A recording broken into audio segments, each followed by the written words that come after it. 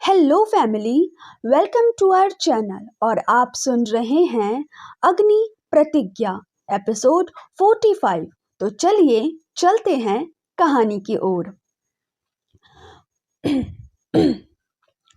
Police हिरासत में शुभ परेशानी से इधर से उधर टहल रहा था।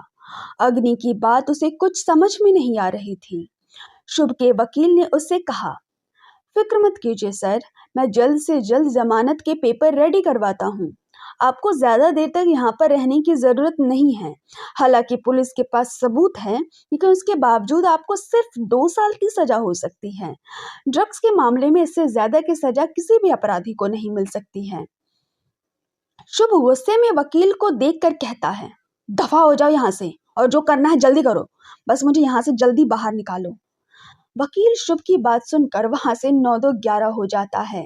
उसके बाद शुभ अपने मैनेजर की तरफ देखकर कहता है, मेरे पीछे यहाँ पर क्या हुआ है? ये अग्नि मुझ पर ऐसे क्यों भड़क रहा है? उस ड्रग के मामले की वजह से ऐसी कौन सी बात हो गई जिसकी वजह से अग्नि मुझ पर यह इल्जाम लगा रहा है कि मैंने उसकी जिंदगी बर्बाद कर दी है। शुभ का मैनेजर पंकज अपना लैपटॉप आगे करता और अग्नि के कॉन्सर्ट से लेकर जो कुछ भी प्रेस कॉन्फ्रेंस में हुआ था वह सारी बातें शुभ को बता देता है। इतना सब कुछ जानने के बाद शुभ अपना माथा पकड़कर वहीं बैठ जाता है। वो हैरानी से कहता है, व्हाट द हेल? इसका मतलब जिस लड़की के साथ अग्नि की शादी होने वाली थी, शादी वाले दिन अग्नि किसी और लड़की को शादी करके ले आया। वो भी इसलिए क्योंकि नशे की हालत में अग्नि उस होटल वाली लड़की के साथ इंटीमेट हो गया था। सारी सच्चाई जानने के बाद शुभ को सच में अब अपने की पर अफसोस हो रहा था। हाँ, उसे अग्नि से बदला लेना था, पर इस तरीके से नहीं। वहीं दूसरी तरफ अक्षत अग्नि को समझा बुझा कर वापस घर लेकर आ गया, लेकिन अग्नि का गुस्सा अभी भी शांत नहीं हुआ था। वह घर आने के साथ ही अपने कमरे में चला गया। कमरे में पहुंचकर अग्नि की नजर सीधी अलमारी के पास खड़ी प्रतिज्ञा पर गई, जो उसके सामानों को अलमारी में रख रही थी। अग्नि गुस्से में प्रतिज्ञा के पास गया और उसके हाथों से वह सामान लेकर सीधे नीचे जमीन पर फेंक दिया। प्रतिज्ञा डर से 2 कदम पीछे हो गई और पूरी तरह से कांप गई। वह हैरान नजरों से अग्नि को देख रही थी। तो अग्नि चिल्लाते हुए कहता है, क्या कर रही हो तुम? किसने कहा तुम्हें यह सब करने के लिए? अग्नि के इतना तेज चिल्लाने की वजह से प्रतिज्ञा डर से कांपने लगी थी। उसकी तो कुछ कहने की हिम्मत ही नहीं हो रही थी। अग्नि का यह गुस्से वाला रूप देखकर प्रतिज्ञा की आंखों में आंसू आ गए थे। उसने धीरे से अपना चेहरा नीचे कर लिया। अग्नि गुस्से में प्रतिज्ञा को देखकर कहता है, मेरी जिंदगी बर्बाद करके तुम्हें सुकून नहीं मिला, जो अब यहाँ पर आकर मेरे सामान को भी बर्बाद करने लगी। मानता हूँ मैंने गलती की थी, लेकिन उसके लिए तो मुझ पर केस कर सकती थी, मुझ पर पुलिस कंप्लेंट कर देती तो बहुत ज्यादा सही रहता। मैं सारी जिंदगी जेल की सलाखों के पीछे रहना मंजूर कर लेता, लेकिन मैं अपने नशा से दूर नहीं रह सकता हूँ। प्रतिज्ञा के आंसू और तेज हो गए थे। वह चेहरा उठाकर देखती है तो अग्नि के चेहरे पर उस नशा के लिए दर्द साफ नजर आ रहा था। उसका टूटा हुआ दिल और मोहब्बत ना मिलने की तरफ अग्नि के चेहरे पर साफ दिखाई दे रही थी। लेकिन प्रतिज्ञा अग्नि से क्या ही कहती। उसकी तो कुछ कहने की हिम्मत ही नहीं हो रही थी। अग्नि ने अपने बालों को कस के मुट्ठियों में जकड़ा और यहाँ से वहां गुस्से में टहलते हुए बालों को खींचने लगा। उसने गुस्से में सोफे पर लात मारी और प्रतिज्ञा को देखकर गुस्से में कहने लगा, देखो प्रतिज्ञा, तुमसे शादी सिर्फ मजबूरी है मेरी। भाई ने तुम्हें पीहू की जिम्मेदारी दी है ना, तो तुम सिर्फ पीहू की जिम्मेदारी उठाओ। उसके अलावा तुम्हें मेरा कोई भी काम करने की जरूरत नहीं है।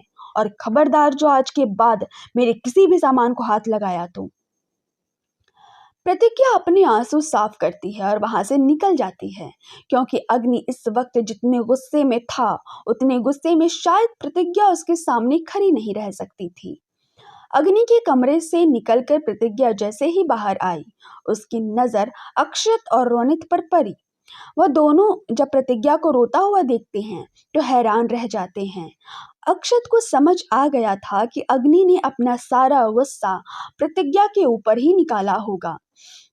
अक्षत प्रतिज्ञा से कहता है, प्रतिज्ञा, अग्नि अभी गुस्से में है, उसकी बातों को दिल से मत लगाना।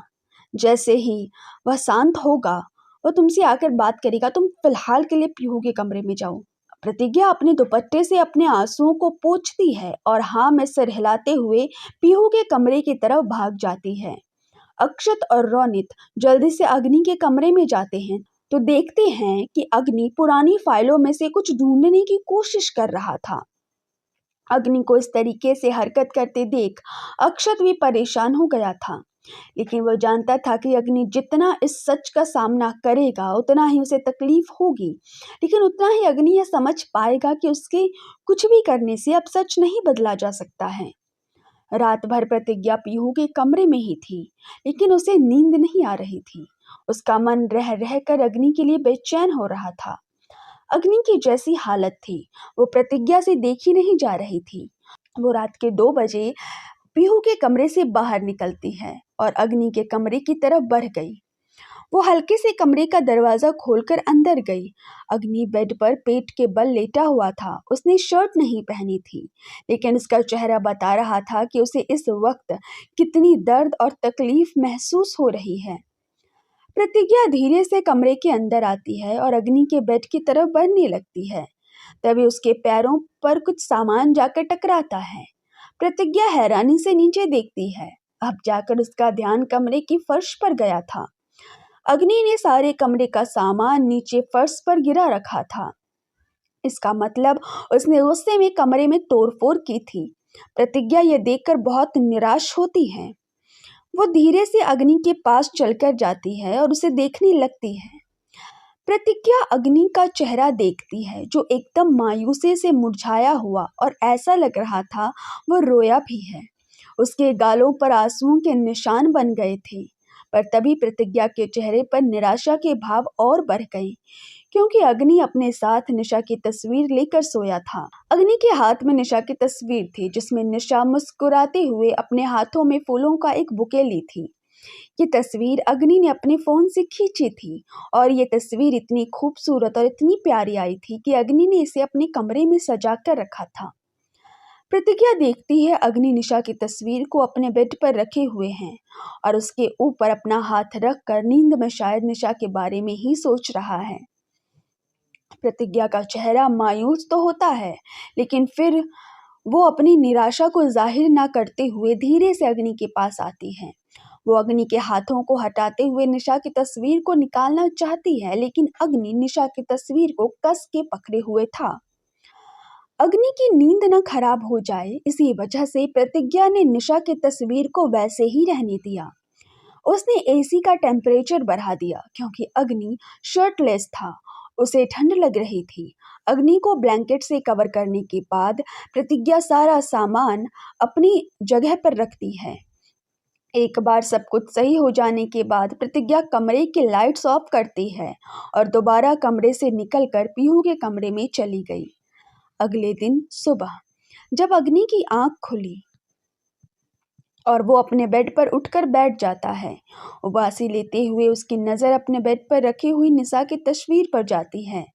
निशा की तस्वीर को वहां देखकर वो एक पल के लिए हैरान हो गया था। कल रात अग्नि ने इतनी ज्यादा शराब पी ली थी कि उसे होश ही नहीं था कि वो क्या कर रहा है। निशा की तस्वीर अपने हाथ में उठाकर वो एक बार कमरे के चारों तरफ देखता है। उसे प्रतिज्ञा कहीं नजर नहीं आती है। अग्नि अपने दिमाग पर जोर डालकर याद करने की कोशिश करता है कि कल रात आखिर हुआ क्या था। उसे इतना तो याद आ गया था कि वो शुभ से मिलने के लिए पुलिस स्टेशन में गया था। वहां उसकी और शुभ की बहस हुई थी और वापस आकर उसने प्रतिज्ञा को बुरी तरह से डांटा था। अग्नि के सामने प्रतिज्ञा का वो रोता हुआ सा चेहरा आ गया। इसी के साथ अग्नि अपना सर पीटते हुए कहता है, शिट यार, ये क्या किया मैंने। अग्नि को अब अपने किए पर पछतावा हो रहा था। वो जल्दी से अपने कमरे से निकलता है और बाहर हॉल में आकर प्रतिज्ञा को ढूंढने लगता है। सीमा हॉल की सफाई कर रही थी। अग्नि सीमा से कहता है, सीमा, प्रतिज्ञा को कहीं देखा है तुमने? भैया, भाभी तो पीहू के कमरे में हैं। सुबह जब हम पीहू के कमरे में गए थे तो हमने भाभी को पीहू के कमरे में ही सोते हुए देखा है। सीमा ने जैसे ही ये कहा, अग्नि तेज कदमों से पीहू के कमरे की तरफ बढ़ गया। वो पीहू के कमरे का दरवाजा खोलता है तो सच में प्रतिज्ञा पीहू के साथ बेड पर सोई हुई थी। प्रतिज्ञा का वो मासूम सा चेहरा मुरझाया हुआ था, जिसे देखकर अग्नि को फिर से कल रात के लिए बहुत बुरा लगा। अग्नि बेड के पास आता है और पीहू और प्रतिज्ञा को देखने लगता है। पीहू बिल्कुल प्रतिज्ञा से चिपक कर सो रही थी।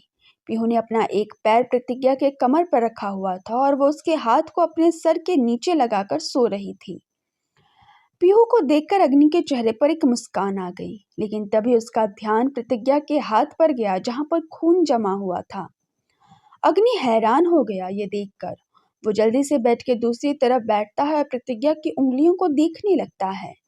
सच में उसकी उंगली पर कट का निशान था जहां से खून निकला था, पर अब वो खून जम चुका है।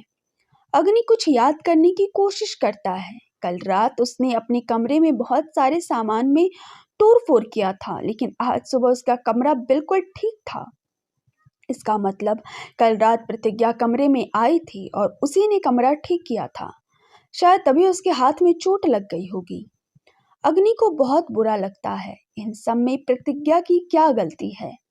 उसने तो कुछ भी नहीं किया, फिर उसे सजा क्यों मिल रही है? अग्नि अपने मन में कहता है, मैं क्या करूं प्रतिज्ञा? जब भी मैं अपने और निशा के बारे में सोचता हूँ तभी मुझे गुस्सा आ जाता है और न जाने क्यों हर बार अपना गुस्सा तुम पर उतार देता हूँ। मुझे माफ कर दो प्रतिज्ञा, पर समझ नहीं आता और किन-किन चीज़ों के लिए तुमसे माफ़ी माँगूँ। मैं कोशिश करता हूँ तुम्हारे साथ अच्छे से पेश आने की, अच्छे से व्यवहार करने की, लेकिन क्या करूँ, ना चाहते हुए भी मुझसे वो गलती हो जाती है जो मैं नहीं करना चाहता हूँ। उसके बाद अग्नि प्रतिज्ञा के उस जख्मी उंगली को देखते हुए कहता है, मैंने तुम्हारे दर्द में एक और दर्द शामिल कर दिया है प्रतिज्ञा, पर मैं तुमसे वादा करता हूँ जो कुछ कल रात हुआ वो दोबारा कभी नहीं होगा। आज के बाद मैं तुमसे कभी किसी चीज़ के लिए शिकायत नहीं करूँगा। कम से कम अपने और निशा के टूटे हुए रिश्ते के लिए मैं तुम पर कभी इल्ज़ाम नहीं लगाऊँगा। इतना तो मैं कर ही सकता हूँ तुम्हारे लिए। तो आप सुन रहे थे लव बिट्रेयल और फोर्स मैरिज की स्टोरी अग्नि प्रतिज्ञा। ये कहानी आपको कैसी लगी? कमेंट में बताइए। चैनल को सब्सक्राइब कीजिए, लाइक कीजिए, शेयर कीजिए और हमारे साथ बने रहिए। Thank you.